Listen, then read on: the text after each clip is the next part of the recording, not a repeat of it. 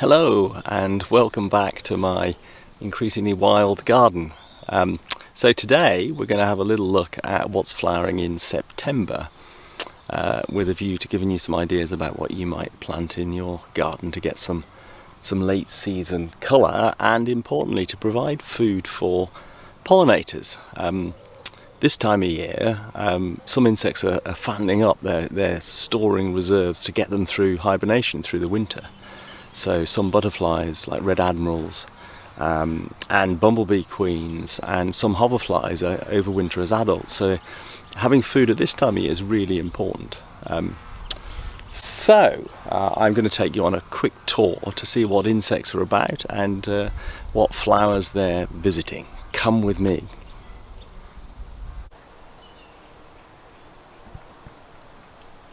This painted lady butterfly, she's busy drinking nectar that will fuel her on the flight to the Mediterranean in North Africa. She'll be heading off soon.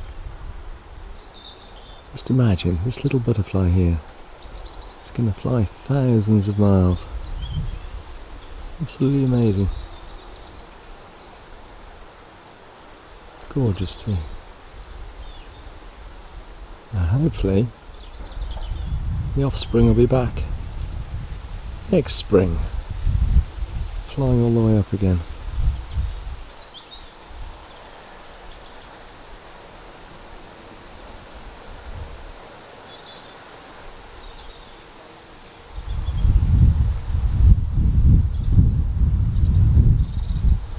Off she goes. So this is Verbena Bonariensis again, the same plant the painted lady was on. Really good for butterflies actually, it's a really good source of nectar.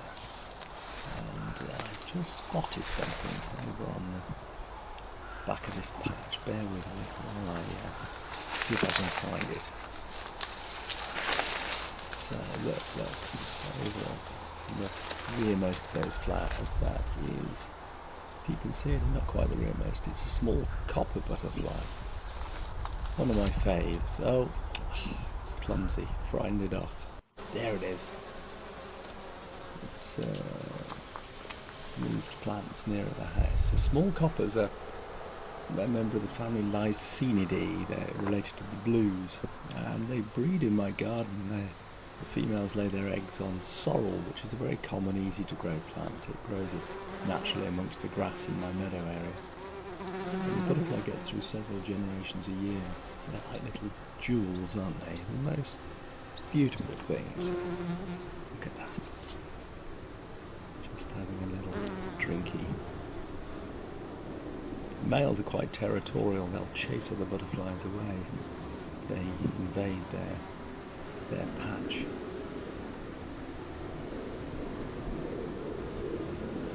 Gorgeous coppery upper side to the wings. The underside is relatively drab in comparison. Beautiful.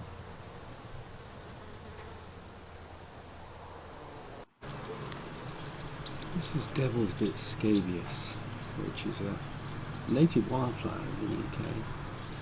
There's a dronefly, Aristalis, one species or other.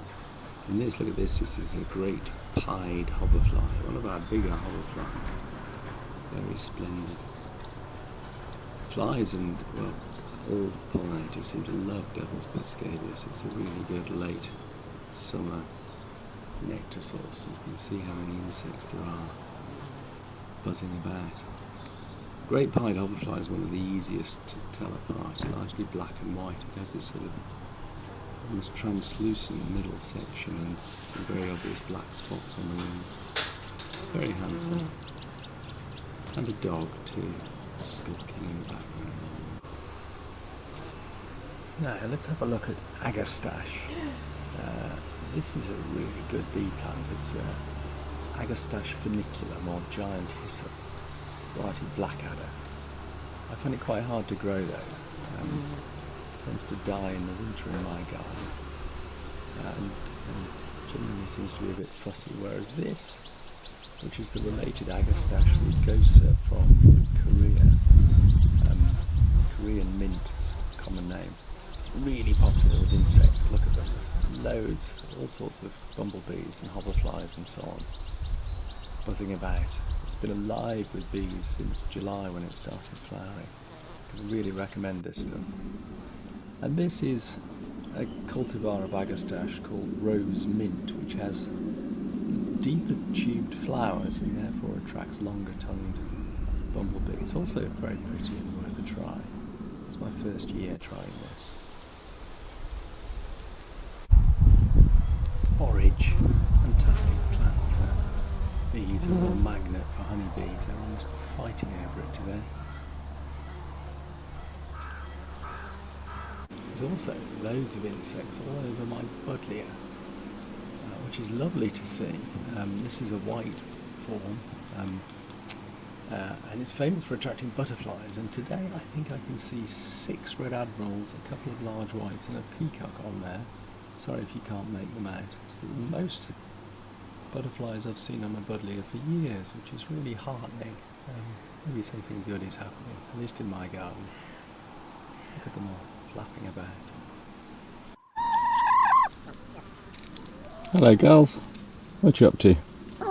It's warm, isn't it? Ow! What are you? You just pecked me. It's naughty. Behave. These are our rehomed ex-farm chickens. Loving their very large overgrown pen. And attacking my feet. Behave yourself. Go and lay an egg. Do something useful. Wait, no, you can't peck. Here in my chicken pen there's lots of buddleias growing up spontaneously. And yeah, here's a nice view of one of those red admirals. Aren't they beautiful? When I was a kid, they used to say that red admirals couldn't survive the winter in Britain, but I'm pretty sure these days they must. I heard one story suggesting they might hibernate in rabbit burrows underground, which is quite intriguing. I was a bit nervous.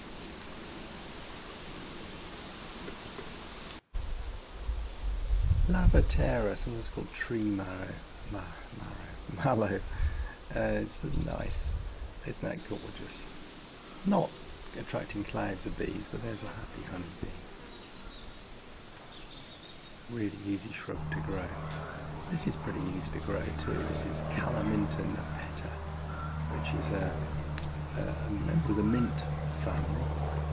It seems to attract lots of bees and other insects. It's not amazing to look at, but look at that common carder bumblebee eagerly beavering away collecting nectar. Catmint still proving popular with the bees. It's been flowering for months, and this is another mint family plant, of course. A real favourite.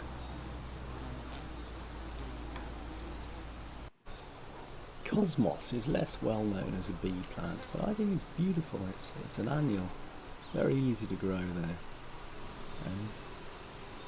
Plenty of bees. You get butterflies on it too. There's a common carder perched on the top there.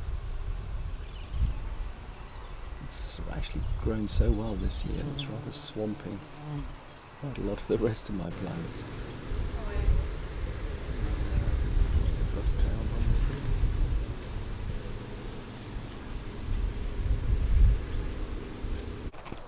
Echinops, globe thistle is, I must admit this one's a bit swamped by the grass, but it's moving quite attractive.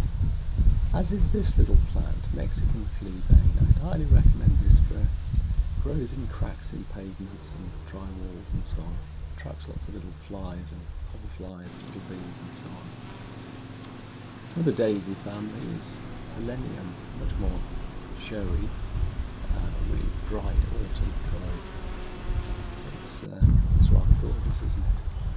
And also attracts a whole range of, tends to be smaller, short-tongued insects. Glorious. And yet another daisy, these perennial sunflowers. This is one of the biggest patches of colour in my garden at the moment. They grow about 8 feet tall. This is I'm looking up at this flower now, and there's a big patch of them. They're rather taking over. It's a North American plant, relative of the annual sunflower grown for the seeds and the oil. But I could highly recommend it as a garden flower. It comes on in late summer. Oh, look, there's a bee rather sadly entombed in silk. It's met a rather grisly fate at the hands of probably a garden cross spider, I would guess. Can't see the spider anymore. Poor thing. But there's plenty of other happy bees here. Let's just watch for a minute.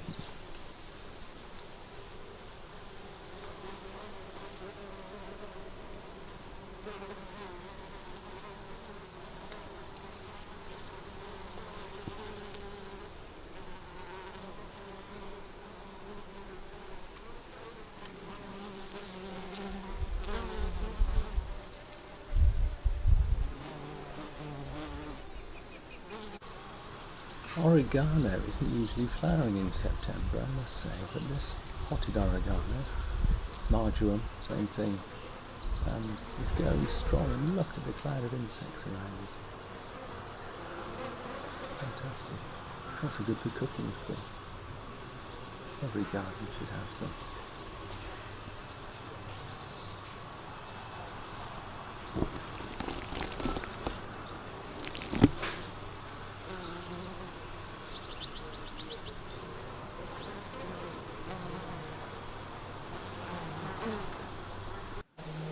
Perry pears are doing well this year. I shall be crushing those up to make some delicious perry very soon. And there's a Penstemon. This is the first year I've grown Penstemons. Kind of like an American version of a foxglove. Look at this common garter go. You have to climb right inside to get to the nectar. It's very sweet to watch. In my pond I've got this rather magnificent plant, Ponderia.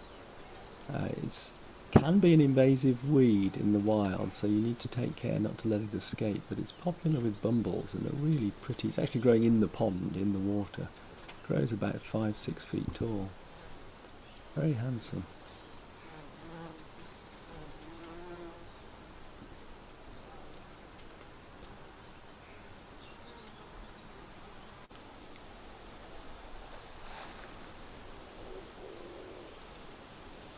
Purple Lucid Strife is a common wildflower, grows in ditches and edges of ponds and so on.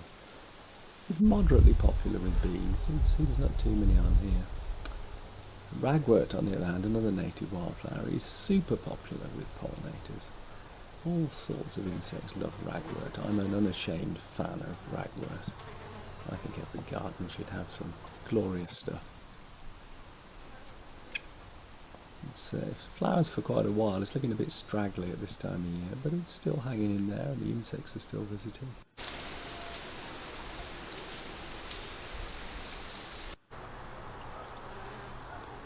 This is the native European Goldenrod. A more famous version grown in gardens comes from America, but this is a native species that I've never grown before, but it's seems pretty popular with bees and it's growing very easily. I'm going to plant more of this around the garden. Lovely plant. Oh, there's a happy honeybee.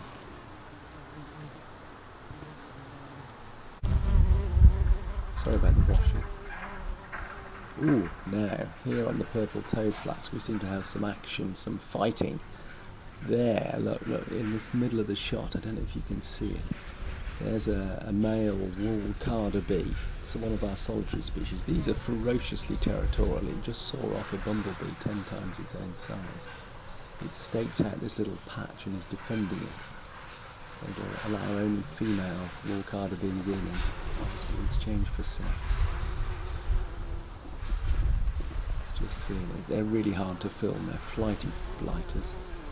But any bee that comes into this patch is taking its life in its hands because the wool carder will see it off. Let's see what happens here. I don't think the wool carder spotted this common carder yet. It's got away with it. No? All busy on the purple toadflax.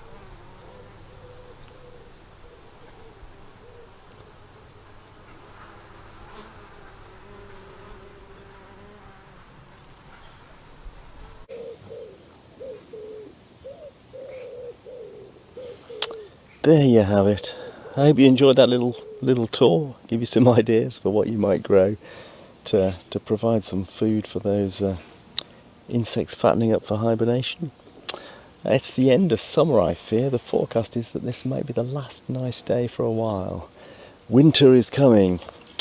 Anyway, I'll see you soon. Take care.